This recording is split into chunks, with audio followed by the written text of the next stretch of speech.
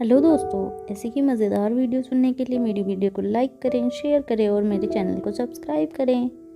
राजलक्ष्मी की बातों से रोहित के चेहरे की हैरानी बढ़ती जा रही थी। रोहित को इतना परेशान देखकर राजलक्ष्मी ने रोहित से कहा, सर, मैं इस बात को लेकर श्योर तो नहीं हूँ, मगर मैं सिर्फ ये केस स्टडी देखकर आई हूँ। मैं चाहती हूँ कि मैडम एक बार ये केस स्टडी पढ़ें। अगर केस स्टडी को पढ़ने के बाद मैडम का दिमाग रिएक्ट करने लगता है तो हो सकता है कि मैडम अपनी बीती ज़िंदगी के साथ वापस जुड़ सकती हैं। हो सकता है कि मैडम की डॉक्टरी की पढ़ाई ही उन्हें अपने अतीत के साथ जोड़ सके, और अगर पेशेंट के नसीब में ज़िंदगी लिखी है तो मैडम के अंदर छुपी डॉक्टर अमृता फिर से जाग जाएंगी और इस पेशेंट को ज़रूर बचा लेंगी। रोहित भी अच्छी तरह से जानता था कि ऐसा होना तो नामुमकिन था, मगर रोहित अनिका को अपने अतीत से जोड़ने के लिए कोई कदम पीछे नहीं हटाना चाहता था। अनिका को अगर सब कुछ याद आ जाता है तो वो पेशेंट का ऑपरेशन कर सकती थी, और अगर अनिका पेशेंट की केस स्टडी पढ़ने के बावजूद ये याद नहीं कर पाती कि वो एक डॉक्टर थी, तो इससे पेशेंट का नसीब और साथ साथ रोहित की बदकिस्मती समझा जा सकता था। रोहित के पास खोने के लिए कुछ भी नहीं था, इसलिए राजलक्ष्मी के हाथों में जो फाइल थी उसे अपने हाथों में लेते हुए रोहित ने राजलक्ष्मी से कहा, चलो कोशिश करके देखते हैं। रोहित और राजलक्ष्मी दोनों मारवा हाउस में दाखिल हुए। टेरेस गार्डन से लौटने के बाद आयशा ने तीनों बच्चों को और अनिका को खाना खिला दिया था, और अब बच्चे लिविंग रूम में बैठकर अनिका के साथ जिंदगी से जुड़ी बातें शेयर कर रहे थे। कभी अनिका बच्चों की बातों को सुनकर हंसने लगती तो कभी अनिका को काफ़ी हैरानी होती थी। अनिका ये सोच सोचकर ज़्यादा हैरान हो रही थी कि इतनी प्यारी और इतनी सारी बातें अनिका की ज़िंदगी के साथ जुड़ी हुई थी, मगर अनिका को इसमें से कोई बात याद नहीं थी। अनिका का परिवार पिछले कुछ सालों में कई अप्स एंड डाउन से गुजर चुका था, मगर अनिका को कुछ भी याद नहीं था। यहाँ तक कि बच्चों ने अनिका को ये भी बताया कि वो डॉक्टर अमृता बनकर पूरी दुनिया में कितनी मशहूर थी और उसने कितने कॉम्प्लिकेटेड केस सॉल्व करके कितने लोगों की जान बचाई थी। अनिका ये सब कुछ सुन सुनकर काफ़ी हैरान हो रही थी। उसे समझ नहीं आ रहा था कि इतनी प्रभावशाली लाइफ होने के बावजूद अचानक उसके साथ एक दिन ऐसा क्या हुआ था कि वो अपनी बीती ज़िंदगी की हर बात भूल चुकी थी। राजलक्ष्मी को अनिका और बच्चों के पीछे खड़ी सब सुन रही थी। उसे भी कहीं ना कहीं इसी पल का इंतज़ार था। राजलक्ष्मी जो प्लानिंग लेकर आई थी, कहीं ना कहीं बच्चों ने वो काम पहले से शुरू कर दिया था, इसलिए राजलक्ष्मी की प्लानिंग को एग्जीक्यूट करना अब राजलक्ष्मी के लिए ज़्यादा आसान हो गया था। रोहित के हाथों से फाइल अपने हाथ में लेते हुए राजलक्ष्मी अनिका के पास जाकर बैठ गई और कहने लगी, मैडम, आज तो हमारे हॉस्पिटल में एक ऐसा केस आया है जिसकी जान सिर्फ आप ही बचा सकती हैं। राजलक्ष्मी की बात सुनकर अनिका खामोश रही, मगर हैरानी से राजलक्ष्मी की ओर देखती रही। राजलक्ष्मी ने अनिका को फाइल पकड़ाते हुए कहा, मैडम देखिए ना, ये एक 65 साल के आदमी का केस है। उन्हें ब्रेन स्ट्रोक हुआ है, मगर उनकी सर्जरी करना बेहद ज़रूरी है। सर्जरी काफ़ी कॉम्प्लिकेटेड लग रही है। आप ये सारे रिपोर्ट देखकर बताइए ना कि उन्हें बचाने के लिए हमें क्या कदम उठाने चाहिए। अनिका समझ नहीं पा रही थी कि आखिर राजलक्ष्मी उससे सवाल क्यों पूछ रही थी। अनिका को खुद का नाम भी नहीं पता था, फिर वो इतनी कॉम्प्लिकेटेड सर्जरी कैसे सॉल्व कर सकती थी। राजलक्ष्मी ने अनिका को पूरा केस समझाते हुए कहा, दरअसल इस पेशेंट की एक पत्नी है जो 60 साल की है। इस दुनिया में इन दोनों का एक दूसरे के अलावा और कोई नहीं है। अगर इन्हें कुछ हो जाता है तो इनकी पत्नी इस दुनिया में बिल्कुल अकेली हो जाएंगी। इनके ना तो कोई बच्चे हैं और ना ही कोई रिश्तेदार। ये दोनों ही एक दूसरे के लिए सब कुछ हैं। जरा आप सोचिए, एक इंसान के साथ जब दूसरे इंसान की ज़िंदगी जुड़ू हो तो हमारा जिम्मेदारी भी कितनी ज़्यादा बढ़ जाती है। राजलक्ष्मी की पूरी बात सुनने के बाद अनिका बच्चों की ओर देखने लगी। बच्चे भी बड़ी उम्मीद के साथ अपनी माँ को देख रहे थे। अनिका को समझ नहीं आ रहा था कि वो राजलक्ष्मी को क्या जवाब दे। अनिका ने राजलक्ष्मी की ओर देखकर कहा, मगर मैं। अनिका समझ नहीं पा रही थी कि वो आगे क्या कहे। अनिका के चेहरे पर कंफ्यूजन देखकर राजलक्ष्मी ने कहा, मैडम, मैं अच्छी तरह से जानती हूँ कि इस वक्त आप पर क्या गुजर रही है, मगर मैं सिर्फ इतना कह रही हूँ कि आप एक बार इस पेशेंट की फाइल को पढ़िए। हो सकता है कि आपको फाइल पढ़ने के बाद कुछ याद आ जाए। राजलक्ष्मी की बात सुनने के बाद अनिका कुछ देर तक हैरानी से राजलक्ष्मी और बच्चों को देखती रही। बच्चे भी बड़ी उम्मीद से अपनी माँ की ओर देख रहे थे। तभी नन्ही सी रिया ने अनिका का एक हाथ पकड़ते हुए कहा, mama please give it a try, please mama, हमारे लिए। अलेक्जेंडर और आर्यन भी बड़े ही प्यार से अनिका को देख रहे थे। जैसे ही आंखों ही आंखों से वो अनिका को कह रहे थे कि अनिका को एक बार कोशिश ज़रूर करनी चाहिए। अनिका भी समझ नहीं पा रही थी कि वो इन सब की उम्मीदों पर खरी कैसे उतरे, मगर अनिका भी जानती थी कि अगर वो अपनी पिछली ज़िंदगी से जुड़ना चाहती थी तो कहीं ना कहीं से उसे शुरुआत भी करनी थी। और जैसा कि बच्चों ने अनिका को बताया था कि वो इस देश की ही नहीं बल्कि इस दुनिया की कितनी सफल डॉक्टरों में से एक थी, तो अनिका को भी इस बात पर ताज्जुब हो रहा था कि उसकी ज़िंदगी में इतना कुछ हो चुका था, फिर भी उसे कुछ याद क्यों नहीं आ रहा था। अनिका ने धीरे से वो फाइल खोली और फाइल में लिखी बातों को पढ़ने की कोशिश करने लगी। अनिका को फाइल में लिखे ज़्यादातर शब्द समझ नहीं आ रहे थे। अनिका के सबकॉन्शियस माइंड में सिर्फ वही शब्द अब मौजूद थे जो ज़्यादातर बचपन में सिखाए जाते थे, जो इंसान के जहन के अंदर बस चुके थे। मगर मेडिकल टेक्नोलॉजी जो डेली ज़िंदगी से काफ़ी कम इस्तेमाल होती थी, वह सारे शब्द अनिका की समझ से बाहर थे। अनिका के लिए उस पेशेंट की फ़ाइल पढ़ना बेहद मुश्किल था। स्कैन की रिपोर्ट्स, बाकी सारे ब्लड टेस्ट वगैरह पढ़ना तो अनिका के लिए बिल्कुल इम्पॉसिबल था। कुछ देर तक फ़ाइल को पढ़ने की कोशिश करने के बाद अनिका के चेहरे पर परेशानी और हैरानी बढ़ती जा रही थी। अनिका के माथे से पसीना बहने लगा था। अनिका को देखकर ऐसा लग रहा था जैसे अनिका को किसी ने ऐसा कोई टास्क दे दिया है जिसे पूरा करना उसके लिए इम्पॉसिबल था, मगर उस टास्क से अपने कदम पीछे लेना भी उसके लिए नामुमकिन नहीं था। ने तीनों बच्चों की ओर देखकर कहा, मैं इसे नहीं पढ़ पा रही हूँ, मेरी तो समझ में भी नहीं आ रहा है कि इसमें क्या लिखा है। अनिका के चेहरे का कन्फ्यूजन अब उदासी में बदलने लगा था। अनिका की हालत देखकर तीनों बच्चों को अपनी माँ पर काफ़ी ज़्यादा दया आने लगी। तभी अनिका के गालों पर बड़े ही प्यार से हाथ फेरते हुए रिया ने कहा, मम्मा डोंट वरी, अगर आपको पढ़ाई करना अच्छा नहीं लगता तो किताबें रख दीजिए। आर्यन और अलेक्जेंडर दोनों ही ये बात अच्छी तरह से जानते थे कि रिया ऐसा क्यों कह रही थी। रिया के सिर पर एक हल्की सी चपत लगाते हुए अलेक्जेंडर ने कहा, ये किताब नहीं है बल्कि फ़ाइल है, फ़ाइल, और वो भी किसी पेशेंट की रिपोर्ट है। हम अच्छी तरह से जानते हैं तुम ऐसा क्यों कह रही हो। अभी एग्ज़ाम्स नज़दीक आ रहे हैं और तुम्हें अच्छी तरह से पता है कि तुम्हें अब कभी मेहनत करके पढ़ाई करनी होगी। तुम मम्मा की हालत में अपने आप को देख रही हो और इसलिए ये सब कह रही हो। तभी आसपास खड़े लोगों के चेहरे पर अचानक मुस्कुराहट आ गई। अनिका अभी भी काफ़ी ज़्यादा हैरान और परेशान लग रही थी। तभी अलेक्जेंडर ने अनिका से कहा, मम्मा आप बिल्कुल चिंता मत कीजिए, अगर आपको इसमें से कोई शब्द समझ में नहीं आते, कोई भी वर्ड समझ में नहीं आते, तो आपको चिंता करने की कोई ज़रूरत नहीं है।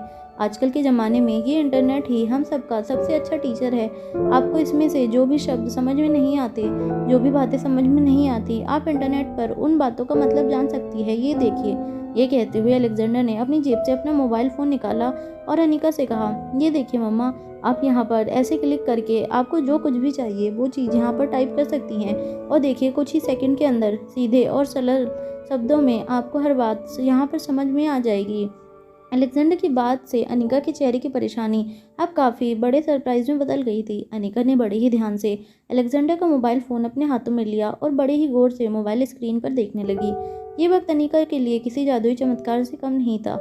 जो बातें इंसान का दिमाग नहीं समझ पा रहा था, वो सारी बातें एक छोटा सा यंत्र कैसे समझ सकता था। यह बात अब अनिका के लिए काफ़ी सरप्राइजिंग थी। देखते ही देखते अनिका उस मोबाइल फ़ोन की स्क्रीन पर कुछ टाइप करके अलग अलग बातें पढ़ने की कोशिश करने लगी। अनिका कभी फाइल में देखती तो कभी मोबाइल में कुछ टाइप करके मोबाइल स्क्रीन पर नज़र गाड़ कर बैठ जाती। अनिका के आसपास खड़े लोग बड़ी ही हैरानी से अनिका की ऐसी हालत को देखने लगे। अनिका क्या करना चाहती थी, अब ये बात राजलक्ष्मी की भी समझ के बाहर थी। जब राजलक्ष्मी ने अनिका की ओर अपने कदम आगे बढ़ाए, तब रोहित ने इशारे से राजलक्ष्मी को रोक लिया। रोहित ने राजलक्ष्मी के पास जाकर धीमी आवाज में कहा, वो जो कुछ भी करना चाहती है उसे करने दो। देखते हैं अनिका की यह उत्सुकता उसे कहाँ लेकर जाती है। देखते ही देखते 15 मिनट और फिर 1 घंटे से 2 घंटे बीत गए। अनिका कभी फाइल में देखती तो कभी मोबाइल में कुछ टाइप करके इंटरनेट पर कुछ पढ़ती। ऐसा लग रहा था जैसे कोई स्टूडेंट MBBS के आखिरी साल की परीक्षाओं की तैयारी कर रहा था। कुछ देर बाद अनिका काफ़ी अनकंफर्टेबल महसूस करने लगी, मगर अनिका अपनी इस नई स्टडी में बाधा नहीं डालना चाहती थी। अनिका की परेशानी समझते हुए आर्यन ने अनिका से कहा, आइए मम्मा, आप इस मोबाइल फ़ोन की जगह पर इस कंप्यूटर का इस्तेमाल कीजिए। कुछ ही मिनटों में अनिका ने कंप्यूटर चलाना भी सीख लिया। अनिका जितनी तेज़ी से गैजेट्स को ऑपरेट करना सीख रही थी, वो देखकर आयशा, रोहित और राजलक्ष्मी काफ़ी हैरान हो गए। तभी रिया ने राजलक्ष्मी, रोहित और आयशा के पास आकर कहा, आप लोग जाकर आराम कीजिए। जिस तरह हमारी एग्ज़ाम होती है, हम रात में पढ़ते हैं, तब मम्मा रात रात भर जागती थी, उसी तरह जब मम्मा पढ़ाई कर रही हैं तब हम तीनों भी जागेंगे। आप मम्मा की बिल्कुल फिक्र मत कीजिए, लेकिन आप लोग जाकर आराम कीजिए। बच्चों की ये बात सुनकर आयशा दंग रह गई। आयशा समझ में नहीं पा रही थी कि आखिर बच्चे क्या करना चाहते थे और अनिका को क्या इस तरह इस वक्त किसी पेशेंट की रिपोर्ट्स देना और उसे स्टडी करने के लिए कहना ठीक था या नहीं, यह भी वो नहीं जानती थी। मगर रोहित और राजलक्ष्मी को देखकर वो लगा कि कोई भी नुस्खा अगर काम आता है तो आजमाने में कोई हर्ज नहीं था। बड़ों के साथ कुछ देर बात करने के बाद बच्चे अनिका को रिया के बेडरूम में ले गए।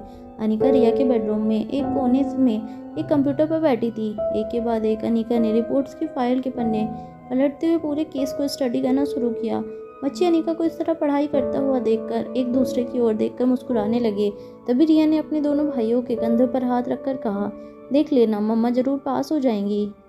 रात काफ़ी हो चुकी थी मगर बच्चे बड़ी ही हैरानी से अपनी मम्मा की स्टडी करते हुए देख रहे थे। अनिका घंटों तक चेहरे पर जुनून के साथ पेशेंट के केस को समझने की कोशिश कर रही थी। अनिका काफ़ी जुनून से हर पन्ने को पलट पलट कर बार बार कंप्यूटर में देखकर कुछ समझने की कोशिश कर रही थी। तीनों बच्चे वैसे तो बड़ी ही हैरानी से अपनी मम्मा को देख रहे थे मगर बीच बीच में नन्ही सी रिया को झपकियाँ आने लगी थी। इसलिए अलेक्जेंडर ने रिया को बड़े ही प्यार से अपनी गोद में बैठाया और धीरे धीरे रिया के कंधे पर थपकियाँ देकर उसे सुलाने लगा। अलेक्जेंडर और आर्यन दोनों ही एक बात अच्छी तरह से जानते थे कि उनकी मम्मा कोई मामूली लड़की नहीं थी बल्कि वह एक सुपर वुमेन थी जो जो भी काम करती थी उस काम में हमेशा ही सबसे आगे रहती थी, चाहे वो मोटर ड्राइविंग हो या फिर कराटे हो या फिर पढ़ाई लिखाई ही क्यों ना हो। अनिका अगर कोई काम को ठान ले तो वो उसमें महारत जरूर हासिल कर लेती थी। अनिका को इतने जुनून से काम करते हुए देखकर अलेक्जेंडर ने आर्यन के कानों के पास आकर धीमी आवाज़ में कहा, क्या लगता है तुम्हें, मम्मा को इतना काम करने देना चाहिए? मुझे लगता है हमें अब उन्हें कहना चाहिए कि बस हो गए मम्मा, अब थोड़ी देर आप आराम कर लीजिए। अलेक्जेंडर की बात सुनने के बाद आर्यन मन ही मन कुछ सोचने लगा। थोड़ी देर कुछ सोचने के बाद आर्यन ने अलेक्जेंडर की ओर देखा और धीमी फुसफुसाती हुई आवाज़ में कहा, मम्मा को देखकर मुझे लग रहा है कि मम्मा किसी मिशन पर हैं। अब तक मम्मा भी एक बात अच्छी तरह से जान चुकी हैं कि उनका एक पास था, एक पिछली ज़िंदगी थी और पिछली ज़िंदगी से फिर से जुड़ने के लिए उन्हें अपनी पिछली ज़िंदगी की हर चीज़ से जुड़ना होगा। मुझे लगता है आज हमें मम्मा को रोकना नहीं चाहिए। देखते हैं क्या मम्मा के अंदर छिपा हुआ सर्जन अपने आप को ढूंढ सकता है या नहीं। देखते ही देखते घंटे, 2 घंटे, 3 घंटे बीतते गए। सुबह के 6 बजने वाले थे। आर्यन और अलेक्जेंडर भी अब एक दूसरे के कंधे पर अपना सर रखकर सो गए थे। तीनों ही बच्चे अपनी ही जगह एक दूसरे का सहारा लेकर गहरी नींद में सो गए थे। अनिका जो पूरे परिवार में सबसे ज़्यादा सोती थी और बिस्तर पर लेटते ही गहरी नींद में सो जाती थी, उस अनिका की आंखों में अब नींद दिखाई नहीं दे रही थी। सुबह के 6 बजने वाले थे मगर अनिका की आंखें पूरी तरह से चमक रही थी। कंप्यूटर स्क्रीन की रोशनी में अनिका की आंखें और भी ज़्यादा खूबसूरत लग रही थी मगर उन खूबसूरत आंखों में एक मिशन नज़र आ रहा था, एक ऐसा मिशन जो किसी की ज़िंदगी बचा सकता था तो किसी की अपनी बिखरी हुई ज़िंदगी को जोड़ने में मदद कर सकता था। जब सुबह के 8 बजे तब अचानक बेडरूम के दरवाजे पर किसी के खटखटाने की आवाज़ आई। तीनों बच्चे झटके से जाग गए। नन्ही सी रिया दौड़कर दरवाजे के पास गई। जब रिया ने दरवाज़ा खोला तो उसने देखा राजलक्ष्मी और रोहित बेडरूम के दरवाजे के बाहर खड़े थे। दरवाज़ा खुलते ही राजलक्ष्मी और रोहित कमरे के अंदर दाखिल हुए। दोनों ये देखकर हैरान हो गए कि अनिका अभी भी कंप्यूटर पर बैठी पेशेंट के केस को स्टडी कर रही थी। राजलक्ष्मी और रोहित दोनों ये देखकर बिल्कुल हैरान हो गए।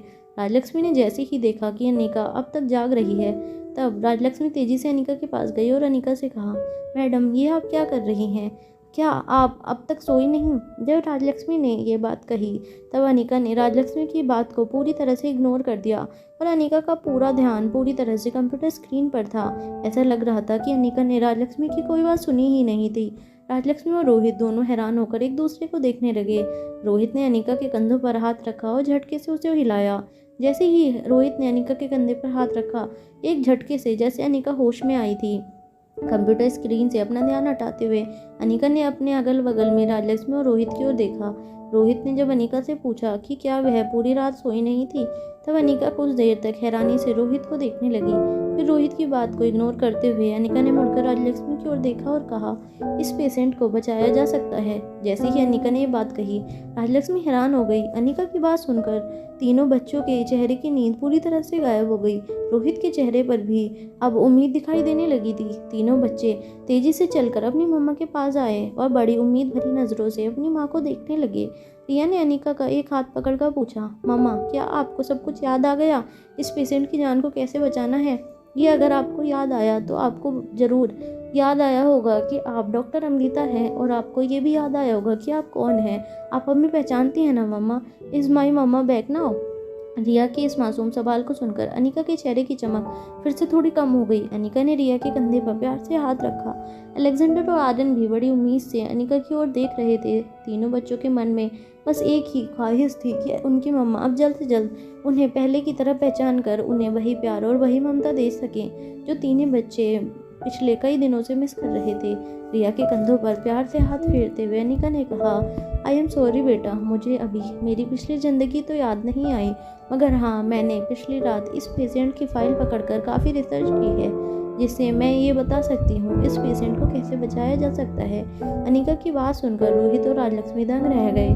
राजलक्ष्मी ने अनिका के पास आते हुए कहा, मैडम, ये आप क्या कह रही हैं? अगर आपको अपनी पिछली ज़िंदगी याद नहीं आई है तो आप इस पेशेंट को बचाने की बात कैसे कर सकती हैं?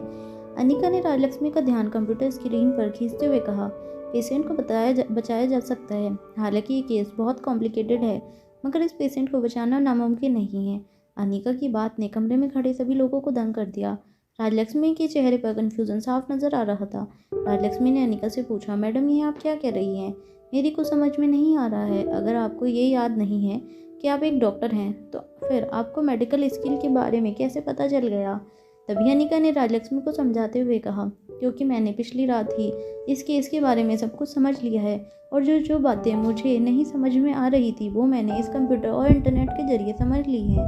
राजलक्ष्मी की समझ में नहीं आ रहा था कि कोई इंसान एक ही रात में इतनी कॉम्प्लिकेटेड सर्जरी की टेक्निक कैसे सीख सकता था, जो बातें सीखने के लिए किसी भी सर्जन को कई साल लग जाते थे।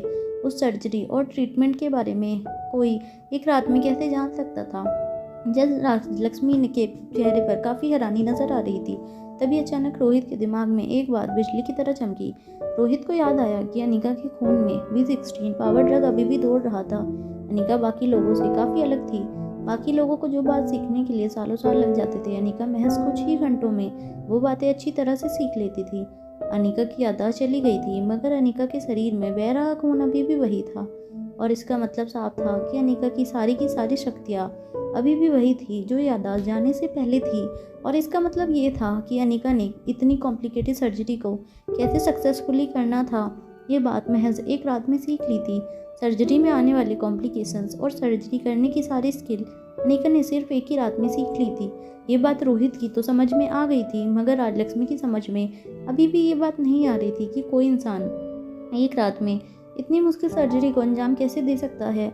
राजलक्ष्मी के चेहरे पर कंफ्यूजन देखकर अनिका ने राजलक्ष्मी को समझाते हुए कहा, देखो, मेरी बात ध्यान से सुनो। ये सर्जरी काफ़ी कॉम्प्लिकेटेड है।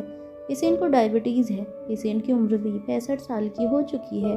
इसलिए सर्जरी करते वक्त हमें इस बात का खास ध्यान रखना है कि सर्जरी करते वक्त उनका शुगर लेवल बिल्कुल कंट्रोल में रहे। डायबिटीज़ होने के कारण उनकी काफ़ी नसें कमज़ोर पड़ चुकी हैं। उन्हें जो ब्रेन स्ट्रोक हुआ है उसका एक कारण उनकी डायबिटीज़ भी है। इसलिए सबसे पहले उनके डायबिटीज़ को कंट्रोल करो। अनिका की बातें सुनकर राजलक्ष्मी दंग रह गई। अनिका एक एक करके सर्जरी में आने वाली मुश्किलें और सर्जरी में खास जिन बातों का ध्यान रखना है वो बातें बड़े ही ध्यान से राजलक्ष्मी को समझाती रही। कुछ ही देर में राजलक्ष्मी इतनी ज़्यादा चौंक गई थी कि राजलक्ष्मी भूल चुकी थी कि उसके सामने खड़ी उनकी मैडम डॉक्टर अमृता नहीं थी, बल्कि अपनी याददाश्त खो चुकी अनिका थी। राजलक्ष्मी धीरे धीरे अपने नोटपैड में अनिका की कही हुई हर बात लिखकर नोट करने लगी, बिल्कुल उसी तरह जिस तरह डॉक्टर अमृता राजलक्ष्मी को समझाया करती थी हर केस के बारे में। राजलक्ष्मी वैसे तो हैरान थी कि ये कैसे हो सकता है कि जिस इंसान को कल तक मेडिकल प्रोफेशन का ABC भी नहीं आता था, वो अब अचानक दुनिया के एक मोस्ट एक्सपीरियंस सर्जन की तरह बात करने लगा था। राजलक्ष्मी के लिए ये किसी चमत्कार से कम नहीं था, मगर रोहित अच्छी तरह से जानता था कि ये कोई चमत्कार नहीं था, बल्कि अनिका को अपनी माँ से विरासत में मिली हुई एक गिफ्ट थी। एक ऐसी पावर जो अनिका को इस दुनिया के बाकी लड़कियों से अलग करता था, और इसी पावर को हथियाने के लिए दुनिया के सबसे खतरनाक लोग अनिका के पीछे पड़े थे। हालांकि रोहित को तो ये बात समझ में आ गई थी कि अनिका ने इतनी जल्दी इतना सब कुछ कैसे सीख लिया था, मगर बच्चों के चेहरे पर अब भी हैरानी नजर आ रही थी। नन्ही सी रिया ने अपने पापा का हाथ पकड़कर कहा, पापा, आज मुझे पता चला कि मैं कितनी ज़्यादा कमज़ोर हूँ पढ़ाई में। दोनों भाई रिया की बात सुनकर चौंक गए और रिया की ओर देखने लगे। रिया ने अपने दोनों भाइयों का हाथ पकड़कर कहा, मुझे माफ़ कर देना। आप लोग मुझे हमेशा कहते रहते हो कि मुझे पढ़ाई पर ध्यान देना चाहिए, और मैं हमेशा सोचती थी कि 1-2 घंटा एक्स्ट्रा पढ़ाई करने लेने से क्या फ़र्क पड़ जाएगा। मगर आज मैंने देखा कि एक ही रात में मम्मा तो डायरेक्ट अब इतनी बड़ी सर्जन बन गई, ना तो स्कूल गई ना तो कॉलेज गई, डायरेक्ट सर्जन बन गई। रिया को देखकर ऐसा लग रहा था जैसे उसके मन ही मन अपने आप पर बहुत पछतावा हो रहा था। रिया ने फिर से अपने दोनों भाइयों की ओर देखकर कहा, आप लोग फिक्र मत करना, आज रात में भी पढ़ाई करूंगी और कल सुबह आप लोग देख लेना, मैं हॉस्पिटल जाकर पेशेंट का ऑपरेशन करके उसकी जान बचाऊंगी। रिया की यह बात सुनकर आर्यन ने अपने माथे पर जोर से अपना एक हाथ मारा। अनिका ने जो चीज़ें राजलक्ष्मी को नोट करवाई थी, राजलक्ष्मी ने बड़ी ही बारीकी से सारी चीज़ें नोट कर ली थी। सर्जरी के बारे में सारी चीज़ें नोट करने के बाद राजलक्ष्मी हैरानी से अपने सामने खड़ी अनिका को देखने लगी। कुछ देर अनिका को इसी तरह हैरानी से घूरने के बाद राजलक्ष्मी ने अनिका से कहा, कभी कभी तो मैडम मुझे ऐसा लगता है कि जैसे आप ये सब कुछ हमारा मजाक उड़ाने के लिए कर रही हैं। यह याददाश्त खो जाने का नाटक है भी उसी का हिस्सा है। मेरी तो समझ में नहीं आ रहा है कि अगर सचमुच आपकी याददाश्त चली गई है तो ये एक रात में आप फिर से वही पुरानी डॉक्टर अमृता की तरह कैसे बातें कर सकती हैं। राजलक्ष्मी के चेहरे पर हैरानी देखते हुए रोहित ने उसे समझाते हुए कहा, देखो राजलक्ष्मी, मैं तुम्हें समझाता हूँ, भले ही अनिका की याददाश्त खो चुकी है, उसे कुछ भी याद नहीं, मगर अनिका के दिमाग का पावर अभी भी वही है। इसका मतलब साफ है, अनिका हर चीज़ को जब भी सीखेगी तब उस चीज़ में ही वो महारत हासिल कर लेगी। महज कुछ ही घंटों या कुछ ही दिनों में याददाश्त वापस आए या ना आए, अनिका की हर खूबी बहुत जल्दी अनिका के अंदर आ जाएगी, चाहे वो पढ़ाई लिखाई की हो, खेल कूद की हो। अनिका जो भी चीज़ सीखेगी उसे वो हमेशा नंबर 1 हो जाएगी, और यही हमारी पुरानी अनिका को सबसे बड़ी खासियत है। अनिका ने जब रोहित के मुंह से ये बात सुनी तो वह खुद अपने आप से दंग रह गई। रोहित की बात सुनते ही तीनों बच्चों के चेहरे पर एक बड़ी सी मुस्कान आ गई। रिया ने अपने दोनों हाथ हवा में लहराते हुए कहा, ये माई मम्मा इज अ सुपर वुमेन। नन्ही सी रिया ने अनिका का एक हाथ पकड़कर उसे बड़े ही प्यार से कहा, ये सुपर वुमेन मॉम, आप हमें हमारी पुरानी मॉम के पास वापस ले जाइए ना। नन्ही सी रिया की ये रिक्वेस्ट सुनकर अनिका दंग रह गई। अनिका ये तो नहीं जानती थी कि बच्चों के सवाल का क्या जवाब था, और ना ही अनिका ये जानती थी कि वो बच्चों की हर हरकत को कब पूरा कर सकेगी। बच्चे चाहते थे कि उनकी मम्मा उन्हें पहले की तरह प्यार करे, जबकि अनिका तीनों बच्चों का चेहरा पूरी तरह से भूल चुकी थी। मगर अब अनिका इतना तो जान चुकी थी कि उन तीनों बच्चों के साथ अनिका का बहुत गहरा कनेक्शन था, और कहीं ना कहीं अब अनिका ने भी मन ही मन ठान लिया था कि चाहे कुछ भी हो जाए वो अपने अतीत के साथ जुड़कर ही रहेगी। अनिका के पास सारे नोट्स लेने के बाद राजलक्ष्मी ने रोहित की ओर देखकर कहा, सर मुझे पता नहीं चल रहा है कि इस बात को खुशखबरी समझे यह महज उस पेशेंट की खुशनसीबी, मगर पता नहीं क्यों आज मुझे ऐसा लग रहा है जैसे हम हमारी पुरानी डॉक्टर अमृता की खोज में एक कदम आगे बढ़ा चुके हैं। मैडम ने जो कुछ भी मुझे लिख कर दिया है, जो कुछ भी कहा है, मैं उसी तरह से सारे प्रोसीजर फॉलो करूंगी, और फिर मुझे यकीन है कि हम इस नई डॉक्टर अमृता की मदद से उस पेशेंट की जान जरूर बचा सकेंगे। जब राजलक्ष्मी ने पलटकर अनिका की ओर देखा तो राजलक्ष्मी की आंखों में नमी नजर आ रही थी। अनिका कई सालों से राजलक्ष्मी की रोल मॉडल रही थी, और कई सालों से राजलक्ष्मी ने अनिका यानी कि डॉक्टर अमृता के अंडर काम करके अपनी डॉक्टरी के हुनर को निखारा था। आज मेडिकल प्रोफेशन को राजलक्ष्मी का जो भी मुकाम था वह सिर्फ और सिर्फ डॉक्टर अमृता की वजह से था। राजलक्ष्मी डॉक्टर अमृता के एहसानों को कभी नहीं भूल सकती थी, और आज डॉक्टर अमृता की ऐसी हालत देखकर राजलक्ष्मी को कहीं ना कहीं अपने अंदर ही अंदर गिल्ट महसूस हो रहा था। डॉक्टर अमृता के पास रहने के बावजूद आज वह अपनी मेडिकल स्किल इतनी डेवलप नहीं कर पाई थी कि डॉक्टर अमृता की मदद कर सके। रोहित को ये कहने के बाद राजलक्ष्मी कमरे से निकल गई। अनिका और तीनों बच्चे बड़े ही प्यार से एक दूसरे को देख रहे थे। जैसे ही रोहित ने अनिका की ओर अपने कदम आगे बढ़ाए, अनिका की नज़रें रोहित की नज़रों से टकराई, मगर अनिका के चेहरे की मुस्कुराहट अचानक से कम हो गई। अनिका की आंखों में रोहित के लिए एक अनजाना खौफ नजर आ रहा था।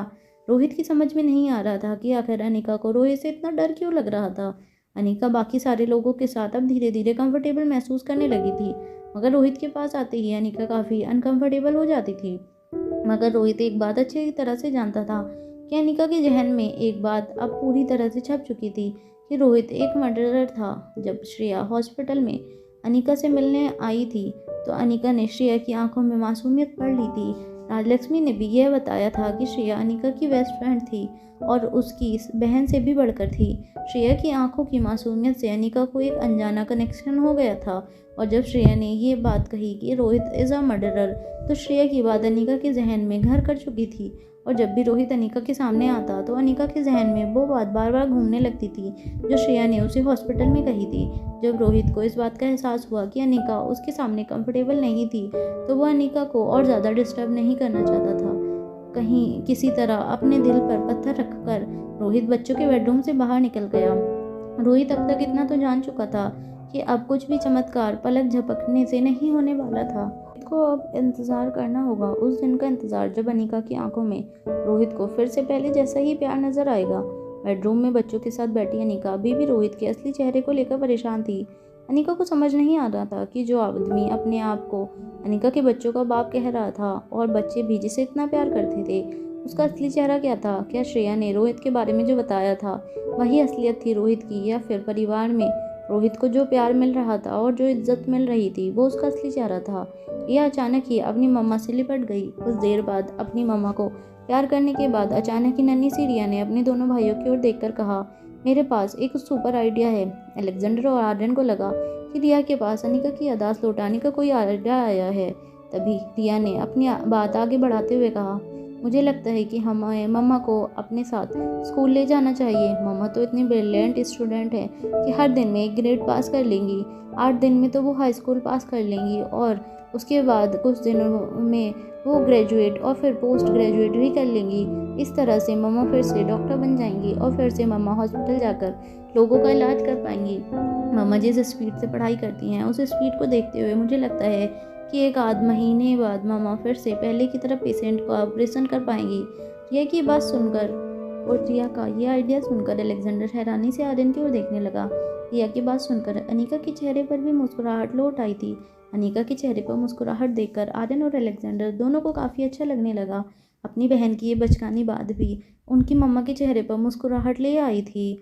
ये देखकर उन्हें अपनी बहन पर गर्व महसूस होने लगा था। वहाँ गुलेरिया ग्रुप ऑफ इंडस्ट्रीज़ के गेट पर जैसे ही श्रेया की गाड़ी रुकी, कुछ लोग आकर श्रेया की कार के आसपास खड़े हो गए और एक सिक्योरिटी गार्ड ने श्रेया की बैक सीट का दरवाज़ा खोला।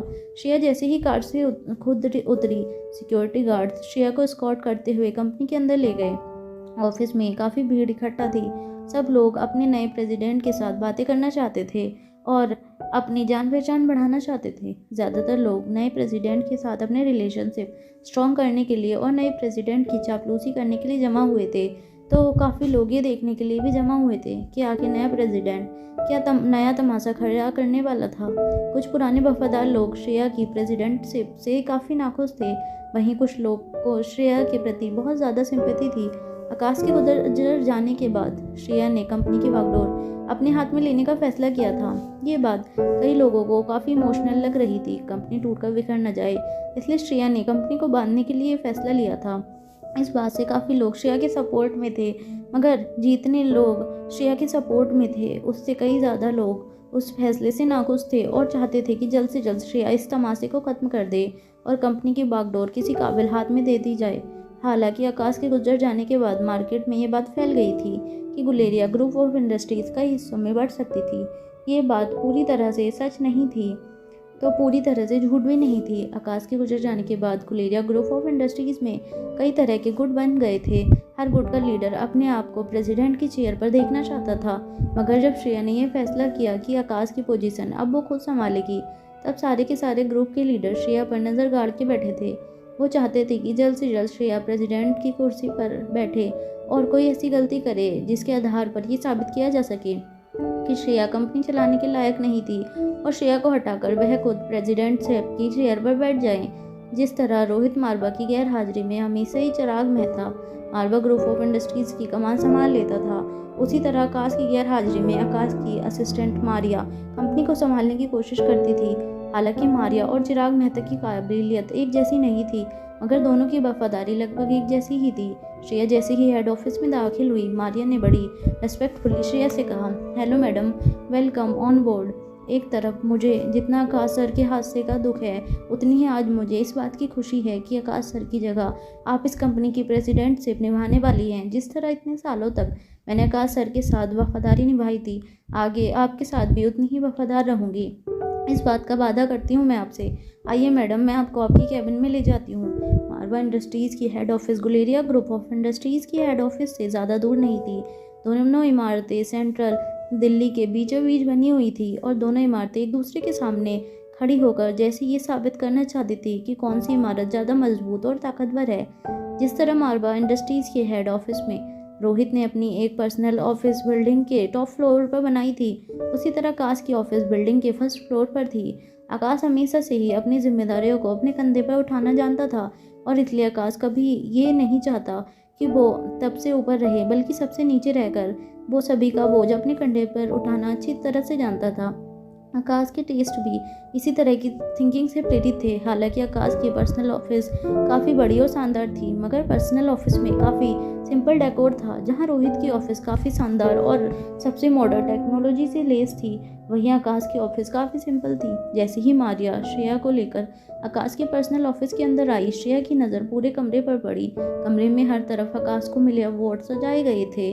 श्रेया एक के बाद एक हर अवार्ड्स के पास जाकर कुछ वक्त उन अवार्ड्स के सामने गुजारती। हर अवार्ड्स और हर ट्रॉफी के नीचे आकाश का नाम लिखा हुआ देखकर श्रेया के चेहरे की मुस्कान बढ़ती जाती थी। मारिया ने सोचा कि एक पत्नी अपने पति की काबिलियत और अचीवमेंट देखकर शायद उन ट्रॉफीज़ में अपने पति का चेहरा ढूंढने की कोशिश कर रही थी। श्रेया भी बड़े ही प्यार से हर ट्रॉफी के आगे खड़े हो रहकर उस ट्रॉफी पर लिखी हर बात गौर से पढ़ रही थी। कहीं लिखा था कि Akash the best businessman of the year है, तो कहीं लिखा था कि आकाश बिजनेस की दुनिया का सबसे भरोसेमंद और रिलायबल इंसान था। मारिया अभी अच्छी तरह से जानती थी कि उसे श्रेया को कुछ वक्त के लिए अकेला छोड़ देना चाहिए। श्रेया पूरे कमरे में धीरे धीरे अपने कदम हर कोने में आगे बढ़ाकर आकाश की तस्वीरों और ट्रॉफीज पर अपनी नज़र डाल रही थी। मारिया अच्छी तरह से जानती थी कि यह पहली बार था जब श्रेया ने आकाश के ऑफिस में अपना कदम रखा था। श्रेया भले ही मॉडर्न ख्यालात वाली लड़की थी, मगर कभी भी श्रेया ने आकाश के बिजनेस में इंटरेस्ट नहीं दिखाया था। जहां आकाश बिजनेस की दुनिया बड़ी ही जिम्मेदारी से निभा रहा था, वहीं श्रेया ने पूरे घर की जिम्मेदारी अपने कंधों पर ले ली थी। मगर आज एक सीधी सादी और भोली वाली हाउसवाइफ ने बिजनेस की दुनिया में कदम रखा था। मारिया भी श्रेया को इस एनवायरनमेंट में आने से पहले कुछ वक्त देना चाहती थी, मगर तभी श्रेया ने एक ऐसी हरकत की जिसे देखकर मारिया दंग रह गई। अचानक एक ट्रॉफी के सामने खड़ी होकर श्रेया ने उस ट्रॉफी पर लिखी बात को पढ़ा, जिसमें लिखा था youth icon of the year award. उस ट्रॉफी को देखकर श्रेया ने वो ट्रॉफी अपने हाथ में पकड़ी और फिर श्रेया अचानक मुस्कुराने लगी। श्रेया ने पीछे देखकर कहा, क्या बात है, तुम तो यूथ आइकन निकले। यह बात कहने के बाद अचानक ही श्रेया मुस्कुराने लगी। ऐसा लग रहा था जैसे श्रेया किसी से बात कर रही थी, हालांकि पीछे कोई नहीं था। मारिया श्रेया की यह हरकत देखकर दंग रह गई।